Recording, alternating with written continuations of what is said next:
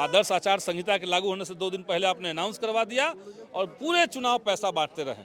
एक एक विधानसभा में 65,000 महिलाओं के खाते में पैसे डाले गए और न केवल पैसे डाले गए बल्कि जिनके खाते में पैसे डाले गए उन महिलाओं को जबरदस्ती गैर कानूनी तरीके से पोलिंग बूथ पे उनकी ड्यूटी लगा दी गई। क्यों हुआ ये? आप घर से बूथ की बात छोड़िए, आप हरियाणा से ट्रेन भर के ला रहे हैं, लोगों को होटल में ठहरा रहे हैं, बढ़िया से खिला पिला रहे हैं, गले में भाजपा का पट्टा बांध रहे हैं, सब मीडिया में इंटरव्यू में तो आया है। तो ये मैनेज चुनाव, मैनेज्ड मैंडेट। ये लोग तमाशा कर रहे हैं कि हमने 1200 लोगों का 1800 लोगों का हमने लिस्ट बना लिया। भाई 20 साल से आप सरकार में थे, अभी भी आपको लिस्ट बनाना पड़ रहा है, तो ये 1800 लोग बाहर कैसे थे अभी तक? अब आप लिस्ट बना रहे हैं और जिनका लिस्ट बना रहे हैं वो सब आपके साथ आके फोटो खिंचवा रहे हैं। बुलडोजर एक्शन से पहले 10,000 और वोट के बाद बुलडोजर। गरीबों के लिए ये सरकार के पास यही पैकेज है। तो ये उनके साथ सरासर धोखाधड़ी है, गरीबों के पीठ में खंजर भोंकने जैसा। आप चाह रहे थे कि गरीबों को हम उजाड़ते चले जाएं और अडानी को 1050 एकड़ ज़मीन 1 रुपये के हिसाब से दे दें, तो वहाँ ज़मीन बांट रहे हैं अडानी के पास और गरीबों का ज़मीन छीन रहे हैं, उनको उनके घर पर बुलडोजर चला दे रहा है और भाषा दे रहा है। भाकपा माले के विधायक डॉक्टर संदीप सौरभ हमारे साथ है। सदन में आपने आज आवाज़ उठाई है कि जो चुनाव हुआ है मैनेज चुनाव है, कैसे मैनेज चुनाव है? देखिए, ये चुनाव मैनेज्ड मैंडेट है, ये कोई जनता का जनमत नहीं है, ये मैनेज किया हुआ मैंडेट।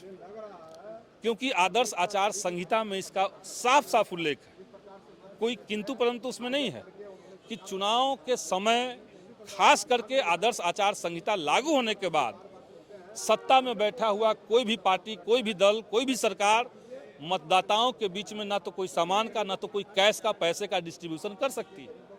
और ये देश में लागू होता रहा है। तमिलनाडु में 2 बार लागू हुआ, 2023 में, 2024 में आंध्र प्रदेश में और तेलंगाना में वहाँ की सरकारों को रोक दिया गया, वो भी पहले की योजनाएं थी। लेकिन बिहार में जैसे हुआ, आदर्श आचार संहिता के लागू होने से 2 दिन पहले आपने अनाउंस करवा दिया और पूरे चुनाव पैसा बांटते रहे। एक एक विधानसभा में 65,000 महिलाओं के खाते में पैसे डाले गए और न केवल पैसे डाले गए बल्कि जिनके खाते में पैसे डाले गए उन महिलाओं को जबरदस्ती गैर कानूनी तरीके से पोलिंग बूथ पे उनकी ड्यूटी लगा दी गई। क्यों हुआ ये? ये कोई लेवल प्लेइंग फील्ड तो नहीं हुआ, एक समान सबके लिए तो जमीन तैयार नहीं हुआ। आप सरकार में थे तो आप आगे बढ़ गए, सबको अपने कब्जे में कर लिया। आदर्श आचार संहिता ये भी कहता है कि कोई भी पार्टी, कोई भी कैंडिडेट मतदाता को उसके घर से बूथ तक नहीं ला सकता है। आप घर से बूथ की बात छोड़िए, आप हरियाणा से ट्रेन भर के ला रहे हैं, लोगों को होटल में ठहरा रहे हैं, बढ़िया से खिला पिला रहे हैं, गले में भाजपा का पट्टा बांध रहे हैं, सब मीडिया में इंटरव्यू में तो आया है। तो ये मैनेज चुनाव, मैनेज्ड मैंडेट, चुराया हुआ मैंडेट है।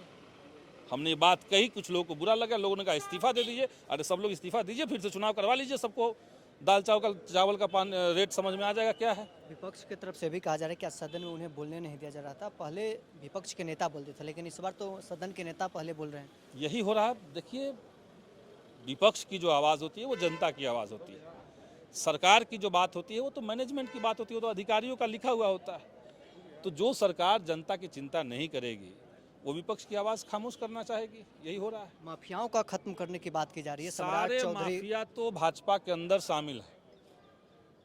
अब ये लोग तमाशा कर रहे हैं कि हमने 1200 लोगों का 1800 लोगों का हमने लिस्ट बना लिया। भाई 20 साल से आप सरकार में थे, अभी भी आपको लिस्ट बनाना पड़ रहा है, तो ये 1800 लोग बाहर कैसे थे अभी तक? अब आप लिस्ट बना रहे हैं और जिनका लिस्ट बना रहे हैं वो सब आपके साथ आके फोटो खिंचवा रहे हैं। बुलडोजर एक्शन हो रहा है, आप लोग भी कल धरना पर बैठे हुए थे।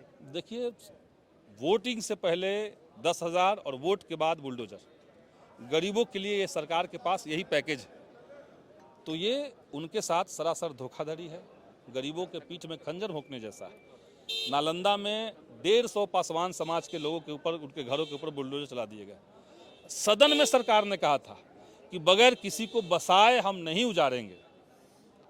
अब आप कह रहे हैं कोर्ट का ऑर्डर था। कोर्ट का ऑर्डर कैसे था? फिर से फ्रॉडगिरी आप कर रहे हैं। कोर्ट का ऑर्डर अगर था और सरकार ने विधानसभा के अंदर अगर ये नीति बनाई है तो कोर्ट में आपके प्रतिनिधि होते हैं, कायदे से आपके पास एक विधि विभाग भी होता है जिसका काम होता है कि सरकार के फैसलों का, सरकार की नीतियों से कोर्ट को, जज को, बेंच को अवगत कराना। आपने नहीं करवाया। आप चाह रहे थे कि गरीबों को हम उजाड़ते चले जाएं और अडानी को 1050 एकड़ ज़मीन 1 रुपये के हिसाब से दे दें, तो वहाँ ज़मीन बांट रहे हैं अडानी के पास, और गरीबों का ज़मीन छीन रहा है, उनको उनके घर पर बुलडोजर चला दे रहा है। और भाषा देखिए, छाती पे बुलडोजर चला देंगे। अरे ये तो गजब फ्यूडल लैंग्वेज है सरकार का। सदन में आज कहा गया कि छाती पे बुलडोजर चलाएंगे। तो यही है, इनकी यही सच्चाई है। ठीक है, थैंक यू। अरे जवान